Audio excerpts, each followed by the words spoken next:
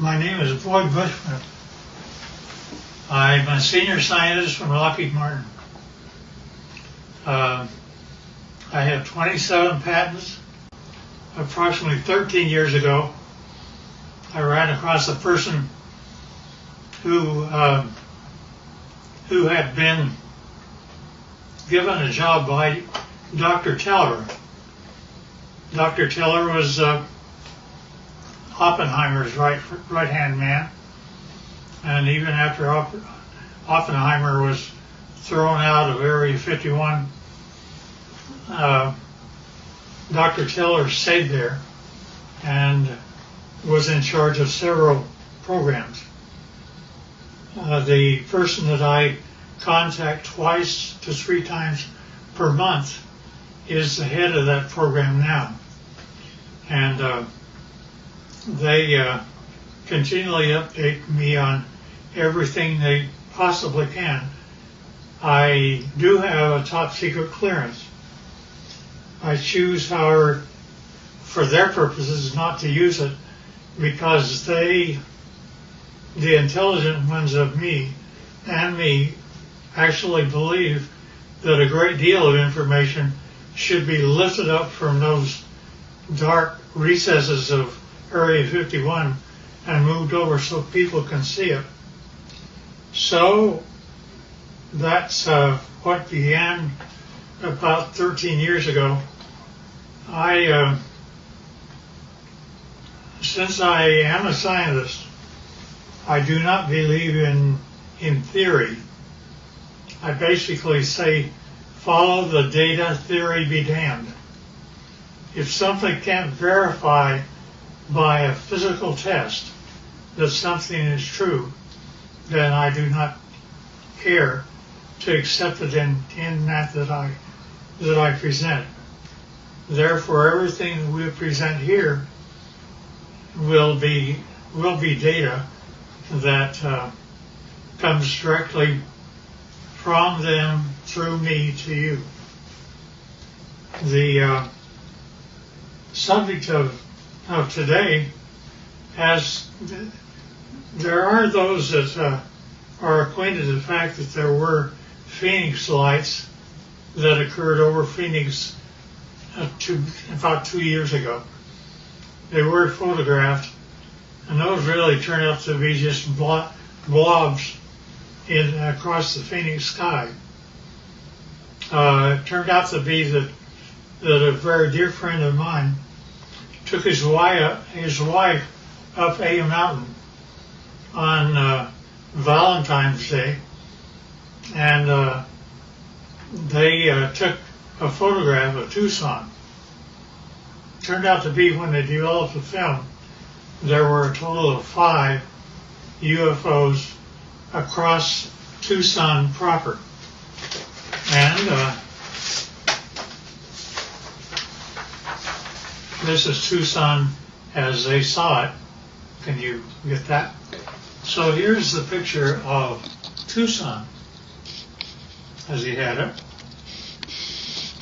Then, as he developed further, notice that there are 5 very distinct UFOs along the top of the mountain. Mm-hmm. One of them is even canted a bit, about 45 degrees.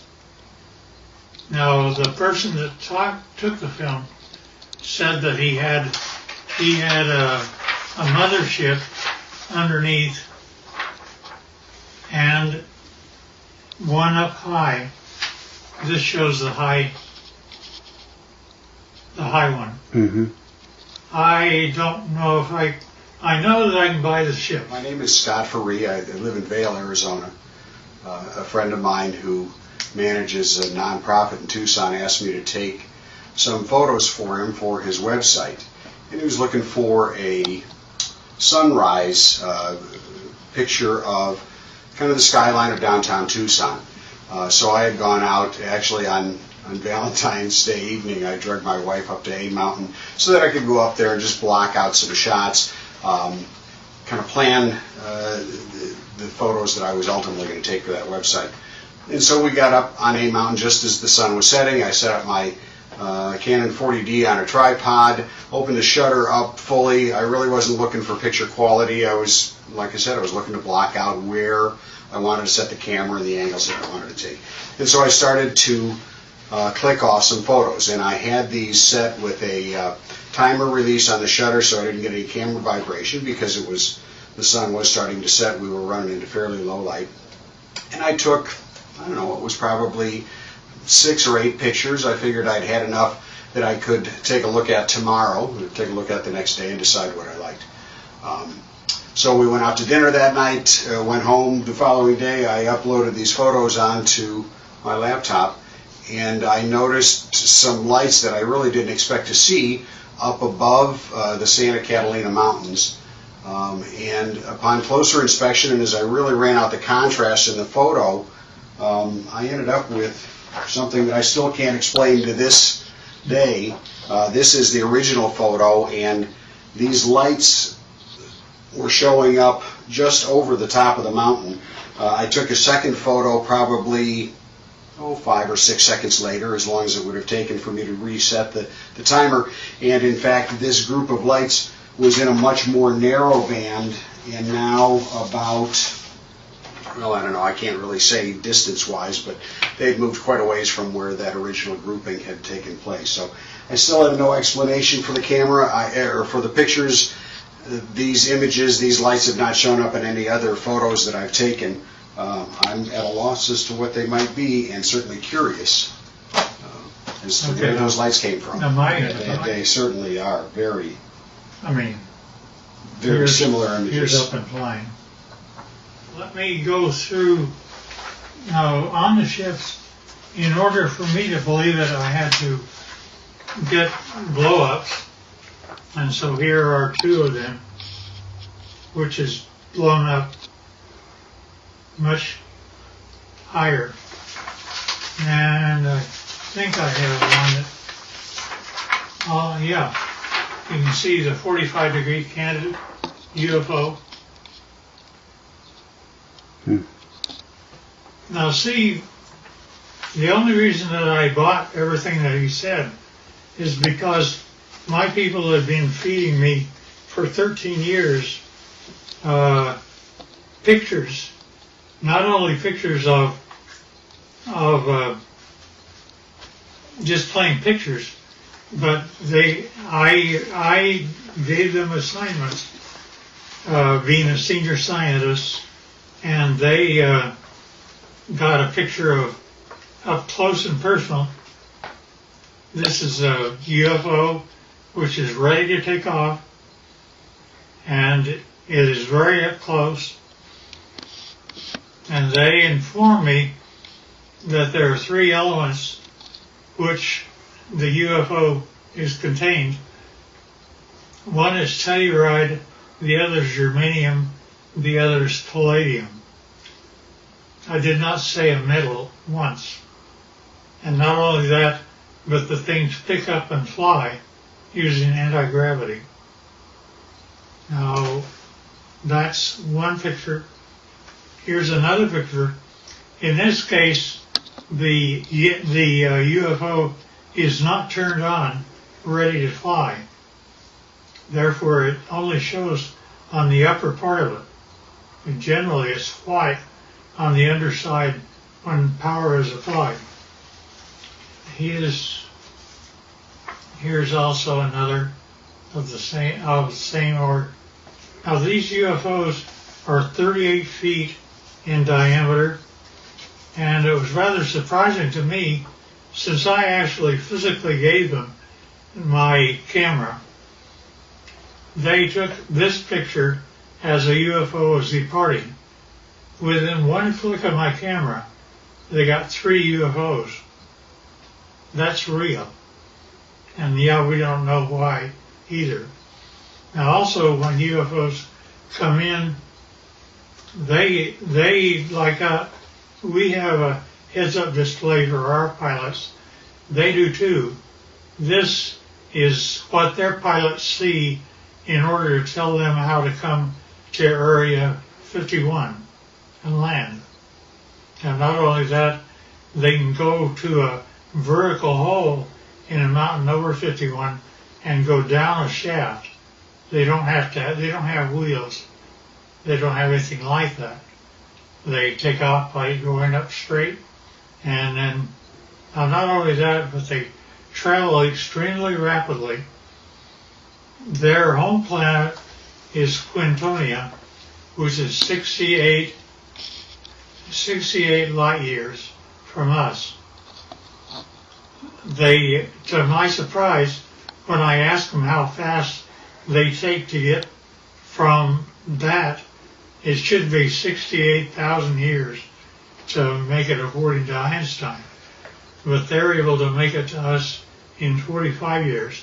So I gave them an assignment to photograph the planets from space as they were coming back. And they did that. And you see Jupiter and Saturn and Mars and Earth as it's seen by UFOs. And here's another. Now, we aren't going through motherships or anything like that. Nevertheless, those are the UFOs. Now, when they actually get powered up and actually start traveling, it turns like this. You do not hear sound. They're up. They travel like that. They look like that, and they travel extremely rapidly. Now, the question is who are they? Here's another one that's, you see the bottom, how it's all white? It's turned on. Here's also the bottom turned on. Strangely enough, I asked them to take pictures of the power unit on the bottom, up close and personal. They gave me this. I don't know what this means. That's when my camera actually looks into the power center of the UFO. Now, I asked them to tell me about who was flying these things. He therefore said, fine, they're approximately 5 feet, 4.5 to 5 feet tall. They had one or two of them around it that were 230 years old, and we have a total of at least 18 that exist and operate with our facility as Teller set it up. Now notice the eyes are different, nose are different, but they do have 5 fingers, 5 toes, 2 eyes, and rather strangely enough, I asked him how they communicate. He says, well, it's like this, Boyd. You all of a sudden have a question in your mind. You walk into a room with one of them, and all of a sudden you find yourself giving the answer to your question in your own voice. They're able to use your own voice by telepathy to talk to you. And I said, fine. Now that's how they look front. But when you turn around and look at the back, it's like that. Now notice that they have 3 backbones. They're actually cartilage. Nevertheless, it's a much more efficient system than ours. They also have 3 ribs in their system rather than more. This is also the back side of an alien. Here's a 45-degree look.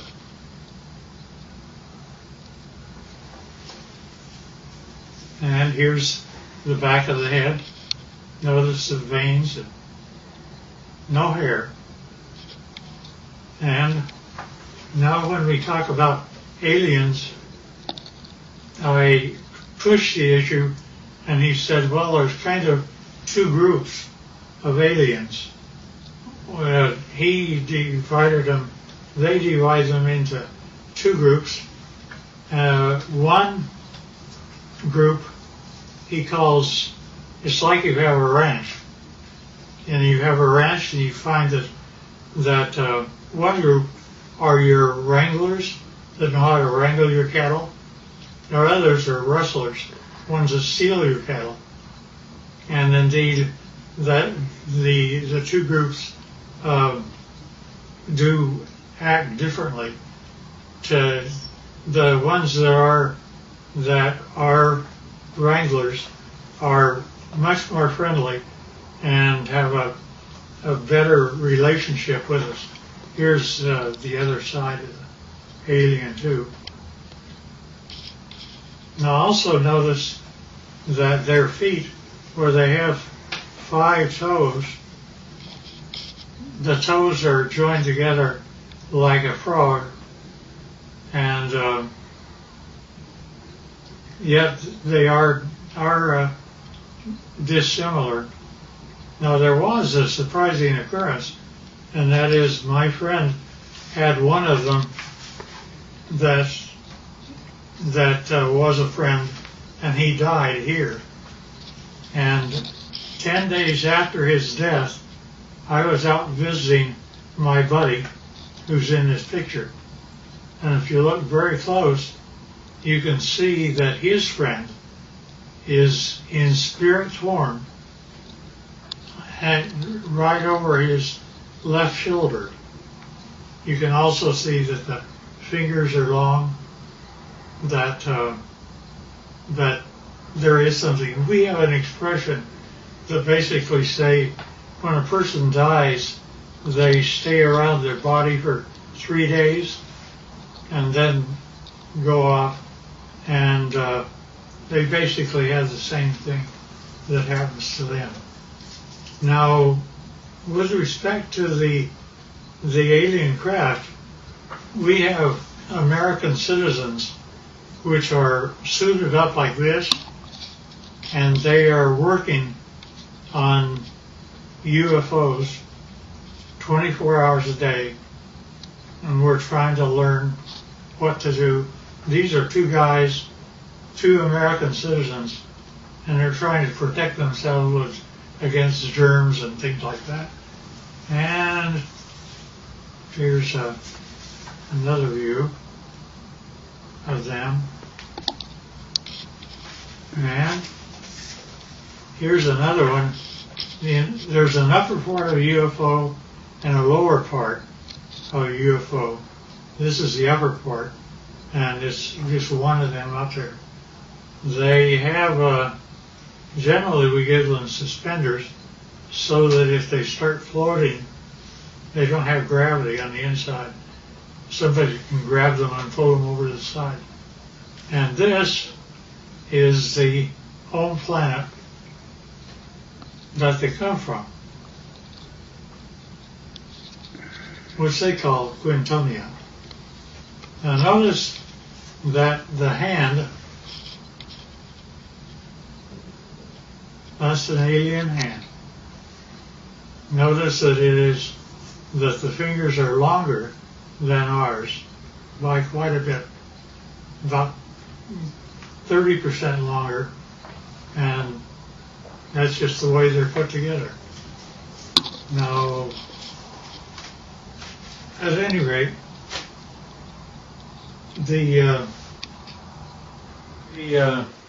this process that introduced me directly or indirectly to Dr. Teller's work with the group that still is in charge of Area 51 and equivalent, turned out to be a doctor, very, very fine gentleman. And I was carrying on a conversation with him. He saw how the subject was going, so he simply said, well, you need to know what I did one day. And I said, okay. He said, I was in the process of doctoring a pilot who was a test pilot, a Navy test pilot for the United States government. And it was 1947. said he began, I don't know if it's a drug I had him on or what was occurring, but he basically told me that the radar group, had found a blip out over New Mexico, and that they would like to assign me to go out and check it out.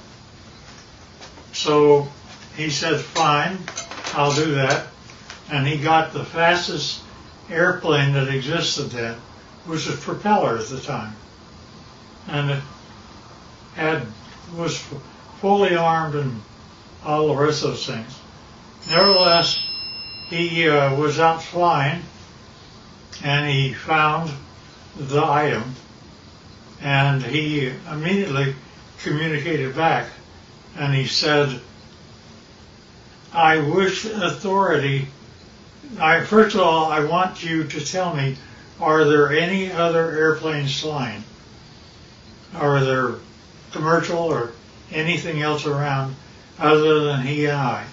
Said, just the two of you. And he said, fine. Second thing I want to know is, do I have authority to shoot it down? I said, why do you want authority to shoot it down? He says, because I am flying the fastest thing that the United States can make, and he's beginning to leave me. Therefore, I know he's either a friend or an enemy, and if he's leaving me, he's an enemy. Therefore, I wish authority to shoot it down. The commander said, fine. He granted him authority. He pulled in. He shot him down. It came down. He flew past and saw that there was a road on the one side of a fence area. He came down and landed his airplane. Hard to do, but he did. And then he cut across the fence. One of them, the door was open. One of them was out walking around. But he didn't care about that. He cared about what the vehicle was. So he went over, and rather strangely enough, when he ducked down, because they were only 5 feet high, he saw that he could see through the walls. Not only that, but as he stepped in, the floor was spongy. He looked at the three that were there, and they were dead. He knew they were. He'd killed them. But he also knew that the military would come, and he had put up with those guys for a long time. So he went back across the barbed wire fence, got in his airplane, and took off. Therefore, he was never briefed out at all. And he didn't give my friend authority to allow me to know what his name was. I know, but I won't reveal it. Both of them should have been gone for a long time. Nevertheless, so when I got up with my contacts in Area 51, I brought up that story, and they said, well, that's totally true, but we can't say it, you can.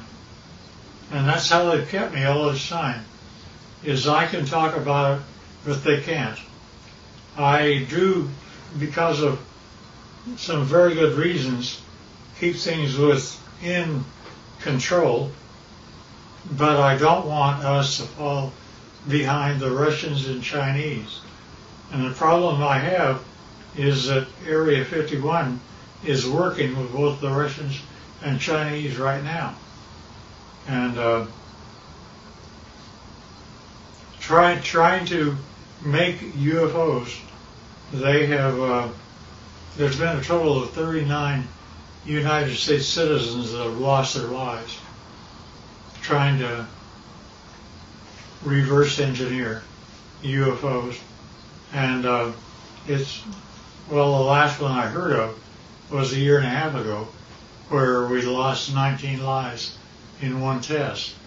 They actually wanted to bring various flying craft near the UFO, and the UFO defended itself, and 19 of our people died. Now, they kept giving me things rather than, they would give me pieces of UFOs, and I would come to my laboratories. I had the laboratories of Lockheed and every place else, so I would do that, but I would get pieces of UFOs. For example, I have 3 little pieces of UFOs down underneath the thing that looks like a quartz crystal. Notice that that is my hand, and it is giving weight. It says that it weighs 100 grams. Now, without those 3 items, when I take the UFO material away, notice that the 3 UFO items are gone. But also notice that the weight of the crystal is now 650 grams. The implication here is that if I were to take the pieces of UFO and put them underneath an average man's scale, he would weigh 45 pounds. Basically, they're working in anti-gravity, and therefore our effort is anti-gravity. Now, not only that, but we take these same pieces of items, and I go to a standard voltmeter, and notice that in my voltmeter I am getting a total voltage of 249 volts out of one piece of UFO. Not only that, but the team took a piece of UFO and connected it up like this and was able to have a complete laboratory operate for 6 months with heavy equipment. And it goes all the way up to 12 amperes. And since you didn't really get this before, here's the foot with the toes joined together. And this is a better view of the same. Now notice also, this is the body of an alien, and where we have 6 ribs that are connected together, they have 3. And the total height is less than 5 feet. And they still look like this, not like you and I. Nevertheless, so we're able to obtain voltages and anti-gravity, and anti-gravity appears several ways, which is rather unique and nice. Scotty talked about UFOs. I basically said, yeah, I understand, because here is what Area 51 was giving to me since the year 2000 and beyond. Notice it's recent, and we have one triangle, then we have 1, 2, 3, 4, 5, and we have one that's 150 feet across, if not larger. And each one of these are separate documentation of UFOs that were photographed and taken across the world from 2000, the year 2004. Now, when you actually get what that all means, is a UFO, when it's white on the underneath side, is ready to fly like that. And it's anti-gravity, that's the reason you don't hear anything. But when it's just parked means just floating in air. It could be above your house, like this, and this. This turns out to be the heads-up display that the aliens see of how to go to Area 51 and store their craft. Nevertheless, this is what the craft look like. That's how they change power.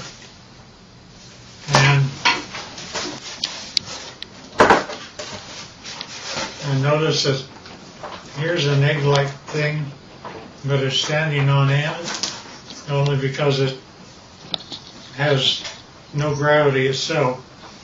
And that is a piece of UFO germanium. And this little dot is a piece of neodymium magnet, which is above the germanium, and it's floating all by itself. And that, again, is a UFO. And we don't know why, but the crystal appears to be colored rose, and we can't figure out why yet. Now, there's a whole batch of analysis that we're having to do. Alien, side view, front view, top view, line.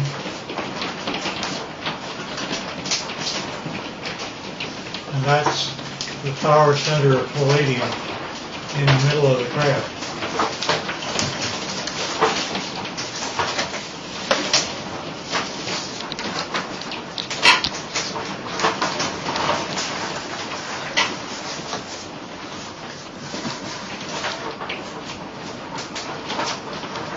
In case I missed anything.